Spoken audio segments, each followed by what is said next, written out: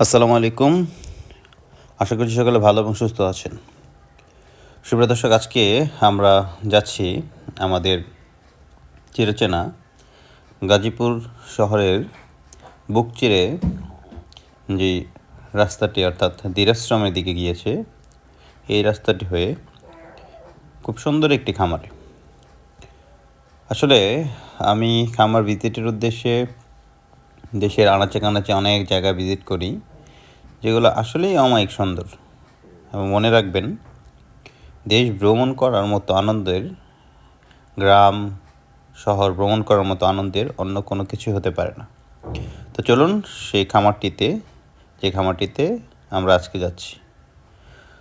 তো এখন আমার সামনে যে গরুটি দেখছেন, এই গরুটি হচ্ছে হলস্টাইন ফ্রিজিয়ান জাতের একটি গরু। এই খামারে আমি ভিজিট করতে যাওয়ার একটাই কারণ, এই খামারে সবসময় খুব হাই পার্সেন্টেজের ফার্স্ট ল্যাকটেশনের সুন্দর সুন্দর বকনা পাওয়া যায়।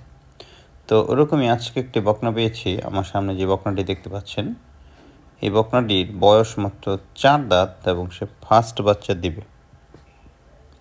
গরুর মালিক আমার কাছে বলতেছে যে এই গরুটি থেকে উনি আশাবাদী ফার্স্ট ল্যাকটেশনে 20+ দুধ পাবে। তাই আমারও দেখে মনে হয়েছে যে 20 না হলেও 18-19 লিটার হওয়ার মতো একটা গাভী। তো এই গাভীগুলো আমরা দেখতেছি, এছাড়াও এই খামারে আরও কয়েকটি গাভী দেখব। তো চলুন দেখা যাক সেই গাভীগুলো। আর আসলে মনে রাখবেন, গাভী গরুর সবচেয়ে বড় বৈশিষ্ট্য হচ্ছে তার ওলান, তার দুধ দেওয়ার বৈশিষ্ট্য, সে জাতমান কতটুকু ভালো। সাইজ দেখে কখনো গাভী ক্রয় করবেন না।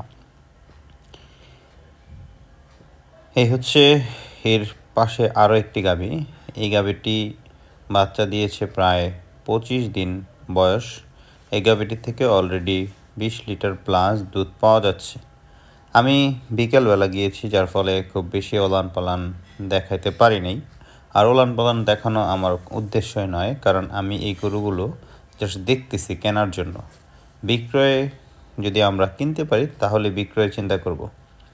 তো এর আগে আপনাদেরকে শুধু এতটুকু ইনফরমেশন দেই, শুধু বিক্রয় নয়, আমরা গরু চেনানোর জন্য অনেক সময় ভিডিও করে থাকি। দেখা হবে নতুন কোনো ভিডিওতে। সে পর্যন্ত ভালো থাকবেন, সুস্থ থাকবেন এবং বাবুল এগ্রোর সাথেই থাকবেন।